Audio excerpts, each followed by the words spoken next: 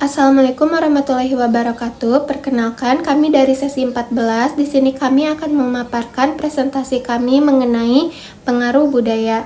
Sebelumnya, perkenalkan nama saya Sarah Farnella Tinaria dengan NRP 171. Nah, pengertian pengaruh budaya.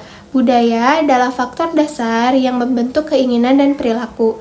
Menurut Peter dan Olson yang dikutip oleh Payudi 2021 halaman 341, suatu arti atau makna budaya adalah jika sebagian besar dari orang yang berada di dalam sebuah kelompok sosial memiliki pemahaman mendasar yang sama terhadap makna tersebut. Nah, yang kedua itu ada unsur-unsur budaya. Yang pertama itu ada nilai atau value.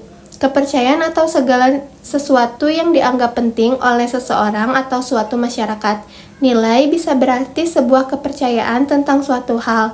Namun, nilai bukan hanya kepercayaan. Nilai biasanya jumlahnya relatif lebih sedikit dengan kebudayaannya. Contoh nilai-nilai yang dianut di Indonesia yaitu seperti laki-laki adalah kepala rumah tangga, terus menghormati orang tua atau orang yang lebih tua, dan yang terakhir yaitu hamil di luar nikah adalah aib. Nah, yang kedua adalah norma atau norms. Norma akan mengarahkan seseorang tentang perilaku yang diterima dan tidak diterima. Norma adalah aturan masyarakat tentang sikap baik dan buruk.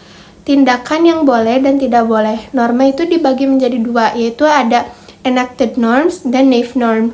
Kalau enacted norms itu peraturan berdasarkan pemerintah, seperti pengendara yang melanggar lampu lalu lintas akan dikenakan tilang oleh polisi. Nah, kalau misalnya naive norm itu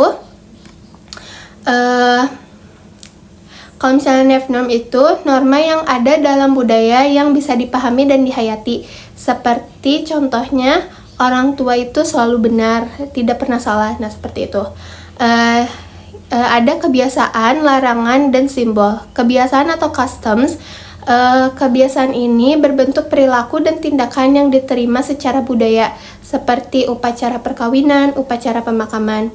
Yang kedua adalah larangan atau mores. Larangan ini tindakan yang mengandung aspek moral, biasanya berbentuk tindakan yang tidak boleh dilakukan seseorang dalam suatu masyarakat. Seperti dilarang berfoto bertiga karena salah satunya akan celaka, misalnya seperti itu. Yang terakhir ada simbol. Nah, simbol ini adalah segala sesuatu, benda, warna, dan konsep atau nama yang memiliki makna penting lainnya.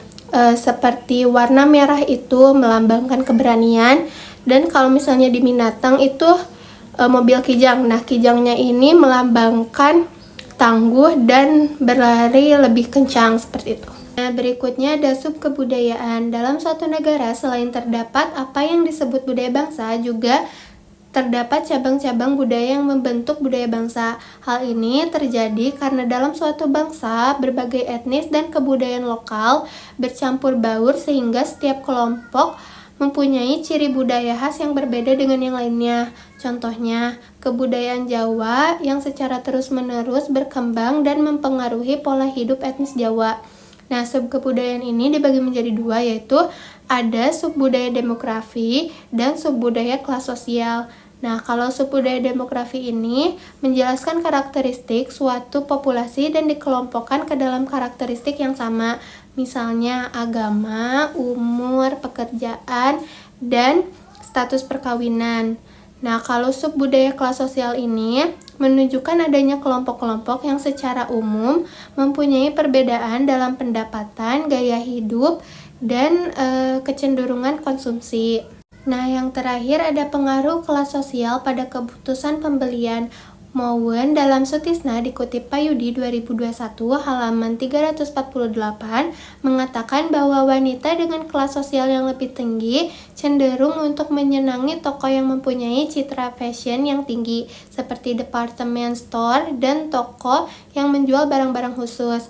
Wanita yang berasal dari kelas sosial yang lebih rendah menyenangi toko yang menjual segala jenis keperluan dengan daya harga yang menarik. Nah, kelas sosial bisa membedakan dalam proses pencarian informasi sebelum pembeliannya, yaitu misalnya konsumen dengan kelas menengah ke atas biasanya mencari informasi lebih banyak sebelum pembelian. Misalnya, sebelum membeli peralatan rumah tangga, konsumen mencari informasi melalui majalah, brosur, dan lain-lain. Nah, sedangkan kalau konsumen dari menengah ke bawah itu lebih suka mendasarkan keputusan pembeliannya berdasarkan display yang ada di toko aja, atau percaya pada petugas penjualannya.